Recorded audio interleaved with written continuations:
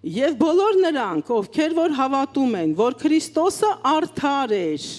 բայց մեր մեղքերի պատճառով մեր համար խաչվեց, այսինքն մեր փոխարեն օրենքը կատարեց, այս հավատքի հիման վրա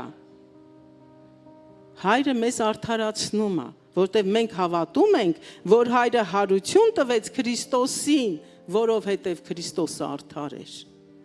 Եվ սա է այս հավատքը մեզ արդարացնում է։ Ես ուզում եմ այստեղ շեշտադրել հետևյալը։ Ոչ թե Աստծո որդի Հիսուս Քրիստոսի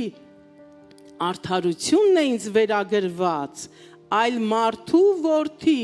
Հիսուս Քրիստոսի արդարությունը, որին որ նա արժանացավ, երբ որ այս երկրի վրա